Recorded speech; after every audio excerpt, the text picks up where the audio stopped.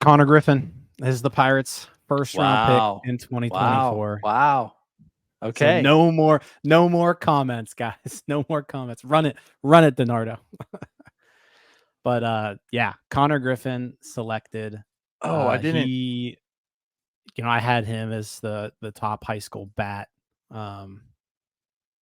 Fangraphs had him number 12. Baseball America had him number 9. Pipeline had him number 9. And like they said, they had a choice there to go Montgomery, Griffin, or Rayner. They like Griffin. That's what Jim Callis told us. Jim Callis told us that if Griffin was available, he was probably going to be the pick. So, What do we feel about the pick, Tyler? I'm okay with it. I mean, a little bit concerning, just the fact that the Pirates don't develop bats well in general, but you have a chance to get a guy with that type of tool set. It's hard to pass up on it. They don't have a guy like that in the minor league system, I don't think, with the amount of tools that he has, the athleticism he has. They're getting a guy that has really good upside at the 9th overall pick, so I don't know if you can be mad about it. And Jim Callis told us they've been in on him for a while, so they seem to really like him. And when he fell to him, apparently the Pirates jumped all over it because that pick came in pretty quick. Yeah. And again, like I know we jokingly say it, but that's the MO of the Pittsburgh Pirates. They take every second to do everything, wait to the very last minute, every deadline to do everything. So they were all over it. It's the guy I would have picked. I just hope we just got to trust in development and see what happens. But you talk about a toolsy player. Yeah, I mean, if we just want to do a quick scouting report, I mean, let's kind of dissect this pick a bit. Baseball America, they say he has a case for the toolsiest prospect in the entire class. He played varsity high school baseball as an 8th grader. He reclassified following his sophomore year, so he should have been eligible next year's draft. He reclassified to be eligible in this year's draft. He just turned 18, so super young. Let's see here. 6'4", 210 pounds, excelled as a hitter and a pitcher, plenty of athleticism, physical upside, tools, track record. He's a bouncy athlete, plus speed. They have him listed as a 70 grade on his running tool. Raw power that should become plus, and plus arm strength that could also become a 70 grade tool in the future. Saying that his swing can get long at times. He was solid in the showcase circuit. It was a Mississippi High School Player of the Year.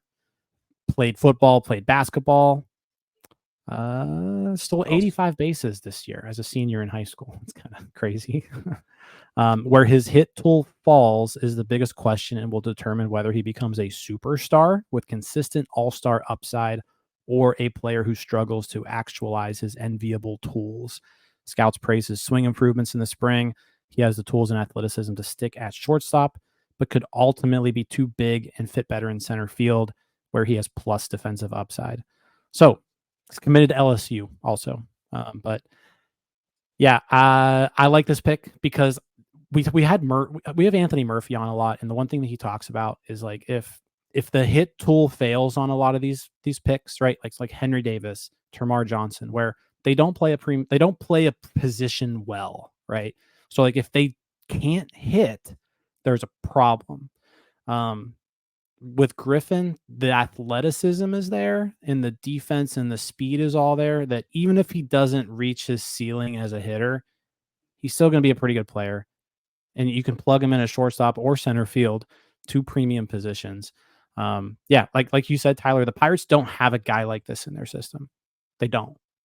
Mm-hmm. So that's what makes this very intriguing. Let me just say something real quick. You know who else was a high schooler who started varsity in 8th grade, who got drafted right around this pick? Me? Andrew McCutchen. Was Cutchen number 9? 11. That's a... Is it close? It's around. So I'm calling it. He's the next Andrew McCutchen. I mean, hey, both super toolsy. I mean, I guess if you want to... Yes. Yeah, you want to make that, that's fine. A lot of questions here. Is he an over slot guy? I don't know if he's necessarily going to be an over slot guy, But I mean, there's a lot of money available for him.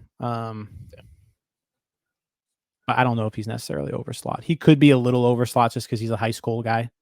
So high school guys always tend to get a little bit more just because they have more leverage. Right. Like Murphy said, Make he sure might get a tad over. Yeah, I could see him getting maybe slightly over just because of the leverage there. Right. This is also like about where we ranked too. So you know who else was young ones? Brian Juan Soto. But it continues the trend here with the Pirates drafting guys that play up the middle. And they actually went on the other side with the shortstop this time. And really, this is the first, I guess, 5 years in test of the Pirates' true developmental process, because they have drafted guys that are maybe more, at least looked at as surefire hit type of guys that haven't worked out. But this is the first guy we've really seen they've taken on that's maybe a little bit more of a project offensively. More raw, athletic, but you see the tools jump off the page. Normally, they go a little safer with the guy that has the higher floor on the hit tool. I guess to counter that, this is also the farthest they've been down to draft. Yeah. You know, when you draft 1, 1, 4, and 7, and you can argue Nick Gonzalez fell to them at 7, you know, that first year draft. You can make the point that they never really had the opportunity to go that route before. But it is true. Lawler and Meyer, I guess, could be argued with the Davis draft, but I guess you could, but I think that was more money approach too. Yeah. I hate number one high school. I mean, he's the number one high school player. So like that's you had the 9th overall pick and you got the best player in the United States who plays high school baseball. It's kind of cool.